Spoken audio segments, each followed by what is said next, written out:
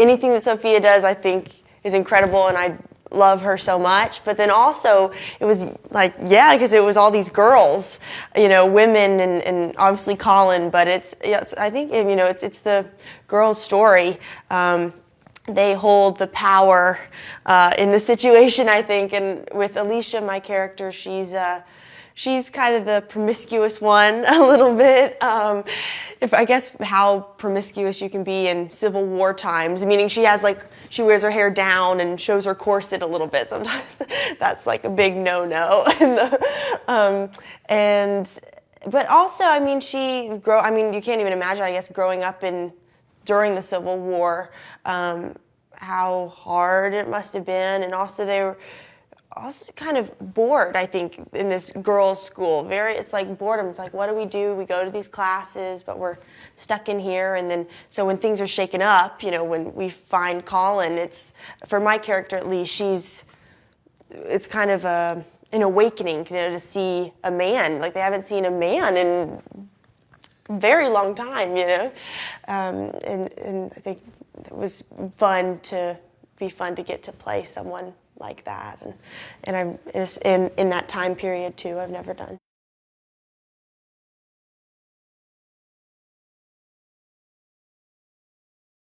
We had an etiquette coach come in, and she taught us, you know, it wasn't just, you know, obviously no elbows on the table and things, but there were you had to if you wanted to pass a pitcher, you had to pass it in this certain way, like all these things that are proper to do.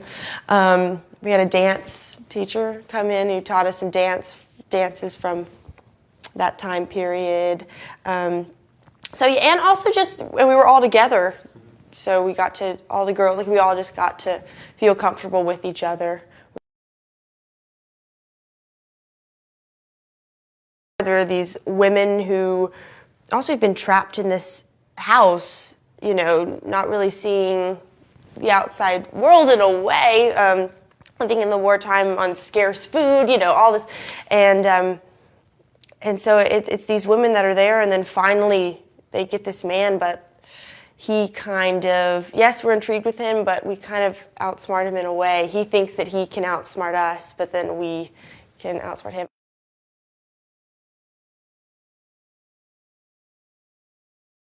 I don't know, she's such a close friend, and so I feel like I don't know, I love her so much. And her sets I think everybody does such a great job with, you know, the crew and everyone, because they love Sophia so much, because she's so nice to them, and so, you know, caring for everybody. I mean, just like anybody you'll see, are you doing okay? You're doing good. You know, she really wants to make sure that everybody's happy and having a great time on her set. And even though she's also so much in charge, but in a very, you know, soft, beautiful, very easy way, you know.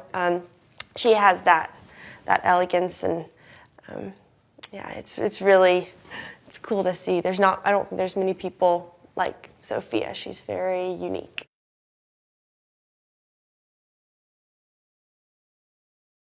She has that presence, you know, already she's very tall, and her posture, and I think that's even more enhanced, like with Miss Martha, who is the head mistress of the school, and so her presence and I think Nicole kind of carries this on set, like this intensity, and everyone kind of stands up straighter when Nicole's around, I think, you know, because they want to, and maybe that's because she's, you know, Miss Martha at the time, but yeah, but also she's so great and fun too, and nice, and yeah, she's pretty amazing. I think she's perfect for the part.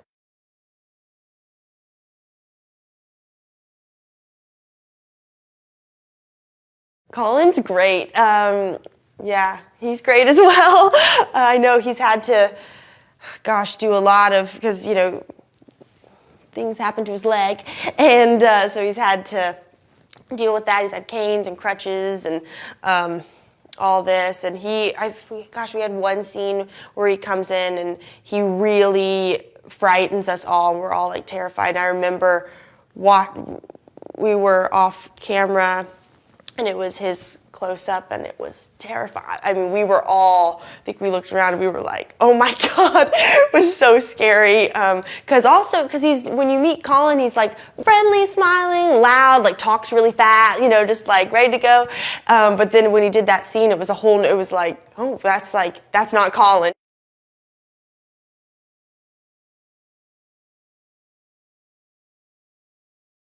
It's a much safer place to be at the school instead of to be, back home where our families are. So our families have sent us here to keep us safe and keep us well fed, during this time. And yeah, I mean, it's very, routine. They get up, they do the garden, you go to bed at a certain time, have dinner, pray, play music, French lessons we take.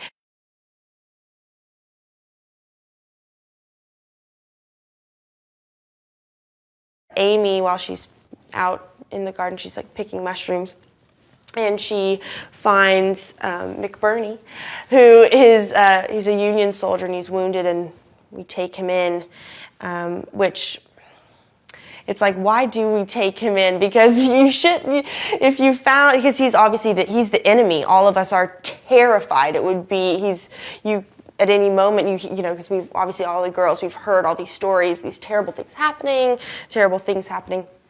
and how they are, they're the enemy. It's terrible. But we bring him in, and then we start to kind of trust him, but we don't know if we really can fully trust him or not. But we're being selfish, and we want to keep him there, and we're hiding him because, we should put a blue rag on the gate and, have the soldiers deal with him, but we kind of decided to take matters into our own hands and take care of him and nurse him back to health. And then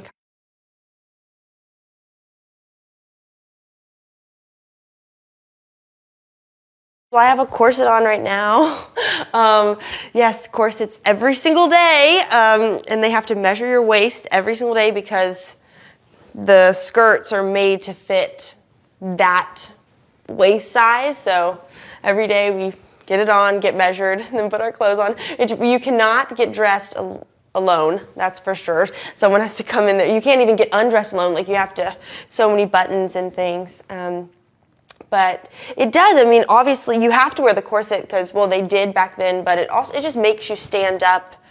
You walk a completely different way. You hold yourself a completely different way. So it does. And Stacy, costume designer, did such a great job. I mean, she this is so soft, this skirt. She washed it like 1 billion times to make it faded, real faded. And because they obviously, and I don't have that many outfits because they wouldn't have back then, They just, if they got torn, they'd have to mend them up.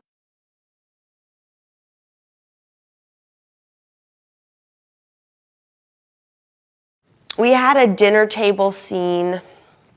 It was and we were all eating apple pie, and it was we were just having dessert. But this was the first time that McBurney, that we invited him to dinner to actually dine with us. Because normally we keep him locked in the music room because we're scared of him. We don't want him to come out. But this time we let him eat with us, and it was a great scene. It felt, because there's a lot of scenes that are very they're dramatic and intense, but this one was more lighthearted. It felt very alive. I had whipped cream. I was like flirting with him with the whipped cream, and I made the pie, and then all the girls were like, I love apple pie. Oh, me too, me too. We were all trying to impress him, and it was just fun.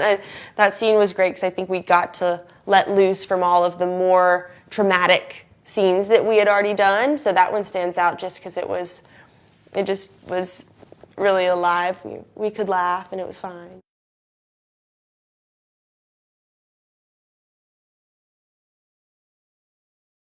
I think it's fun, but it's also going to stick with you, I think.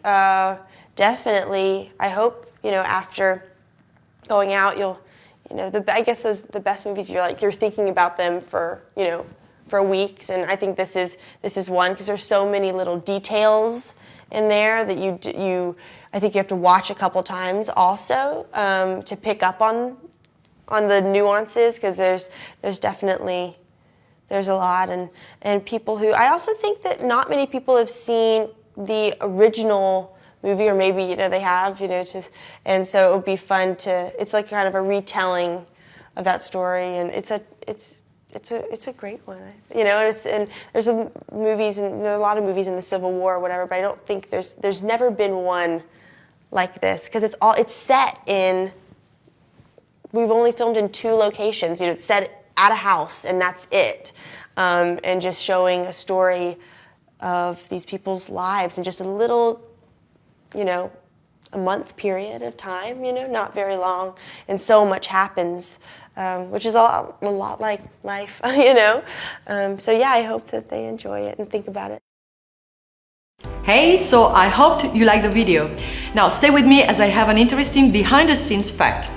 Do you remember that famous diner scene in Heat with Al Pacino and Robert De Niro? Well, in reality, they aren't actually sitting together. The 2 actors got into a fight while working on The Godfather 2 and refused to appear on camera together. Director Michael Mann compromised by filming the actors separately and composing the shot later. During the scene, nobody in the background crosses the middle of the frame. Now, if you haven't already done it, remember to subscribe and click the notification bell to always receive the latest trailers the moment they are online. See you next time!